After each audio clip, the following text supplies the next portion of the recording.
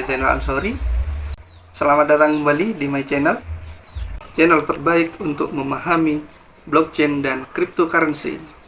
Video kali ini saya akan membahas siklus Bitcoin dan juga halving.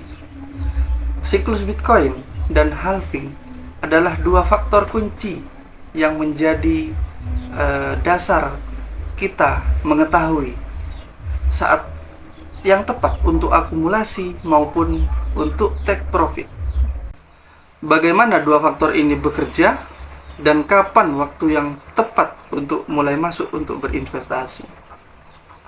Nah, dalam video ini ada 3 poin penting yang perlu kalian perhatikan. Yang pertama, apa itu siklus Bitcoin? Dan yang kedua, apa itu halving? Dan yang ketiga, kapan waktu yang tepat untuk mulai masuk untuk akumulasi maupun take profit. Pembahasan yang pertama, untuk mengetahui siklus Bitcoin, kita perlu tahu fase dalam Bitcoin. Fase pertama adalah fase akumulasi. Yang kedua, fase bullish. Yang ketiga, fase puncak tertinggi atau all time high. Dan yang terakhir adalah fase bearish, di mana terjadi winter dan penurunan harga. Yang pertama, saya akan menjelaskan apa sih itu siklus Bitcoin. Nah, di sini saya lihatkan chart ya. Nah, ini salah satu chart yang akurat, yaitu Bitcoin Rainbow Price Chart. Nah, siklus Bitcoin terdiri dari fase-fase, ada beberapa fase, yaitu akumulasi, lalu bullish, ada di puncak titik ATH-nya, dan koreksi, yaitu winter. Nah, ini pola-pola ini siklusnya selalu berulang. Selanjutnya, yang kedua, kita akan membahas apa itu halving. Halving terjadi setiap 4 tahun sekali. Akan tetapi, lebih tepatnya, halving itu terjadi setiap 210.000 blok pada jaringan Bitcoin. Secara sederhana, halving itu mengurangi reward penambang Bitcoin hingga setengah. Nah, ini menyebabkan supply Bitcoin baru menurun. Setiap kali halving terjadi, harga Bitcoin cenderung naik dalam 12 sampai 18 bulan berikutnya. Karena supply yang lebih terbatas sementara permintaan tetap atau bahkan meningkat. Pada awal Bitcoin di mining, imbalan per bloknya itu 50 Bitcoin. Kemudian pada halving yang pertama berkurang setengahnya menjadi 25 Bitcoin saja. Lalu halving yang kedua kurang jadi 12,5 Bitcoin. Dan halving yang ketiga yang terjadi tahun 2020 itu menjadi 6,25 Bitcoin. Dan seterusnya sampai halving terakhir. Dengan begitu, Bitcoin bisa punya sifat deflasi, alias semakin lama maka harganya akan semakin tinggi, kebalikan dari sifat inflasi.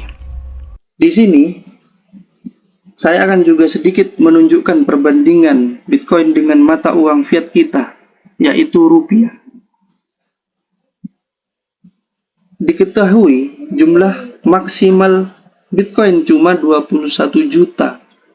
Namun, peredarannya tidak diedarkan secara sekaligus, melainkan harus ditambang oleh para miner Bitcoin.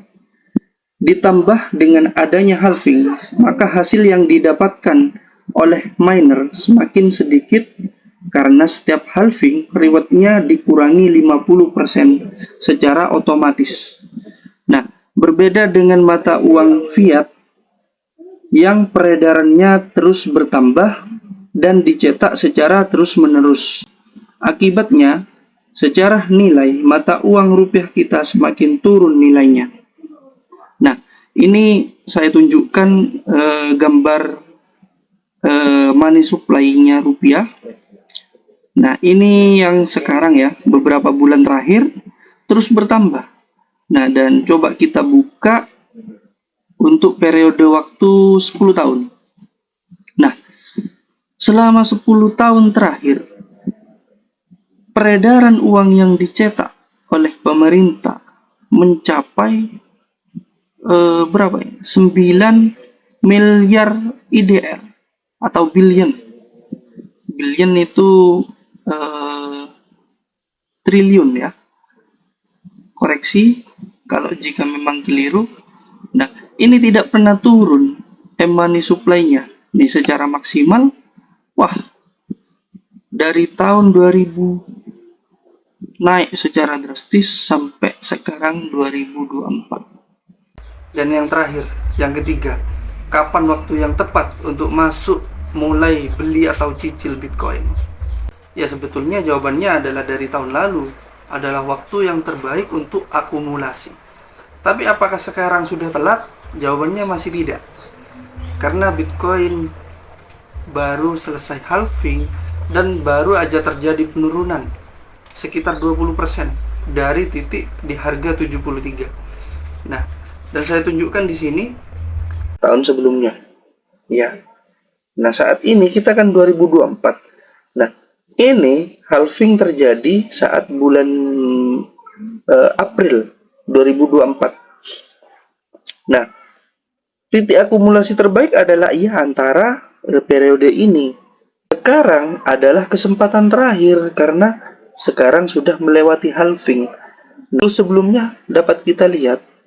Nah, titik hijau ini adalah saat-saat peralihan antara titik akumulasi ke bullish. Dilihat dari siklusnya, kita ya pelajari dari siklus sebelumnya ini, setelah akumulasi hijau bullish. Nah, di sini setelah titik akumulasi, setelah halving bullish, seperti itu. Nah, setelah halving ya, di titik terendahnya ini kan bulan 10 2020. Nah, itu terjadi berapa bulan ya, kita hitung. Jadi sampai 10 2021. Berarti titik area bullish itu siklusnya, fasenya terjadi 6 sampai 12 bulan. Begitu. Nah, kalau kita dihitung dari sekarang ya, September, jika kalian sudah mulai akumulasi bulan ini, nah, ada probabilitas kenaikan sampai bulan September 2025. Cuman kita jika ingin sudah bertahap keluar ya dari 2025 bulan Mei mungkin sudah mulai untuk exit ya, untuk take profit. Yang keempat, kita perlu juga membahas risiko. Nah, berbicara risiko, setiap instrumen pasti ada risiko. Nah, ini perlu dipertimbangkan. Meskipun siklus Bitcoin dan halving ini memberikan petunjuk kapan waktu kita untuk mulai beli, cicil, dan kapan waktunya kita keluar, kita juga perlu mempertimbangkan berita global yang terjadi di US misalkan. Itu juga menjadi penentu naik turunnya Bitcoin yang terjadi. Tapi jika Anda fokus untuk jangka panjang, ini tidak jadi masalah. Jika terjadi harga penurunan, itu adalah waktu yang tepat untuk beli.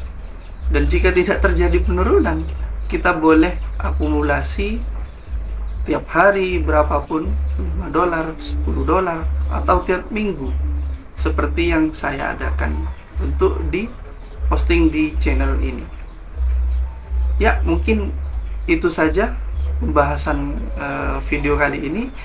Jika kalian suka dengan video yang kami sajikan, tolong like. Juga jangan lupa yang belum subscribe dan nyalakan lonceng. Terima kasih atas perhatiannya, nonton sampai akhir.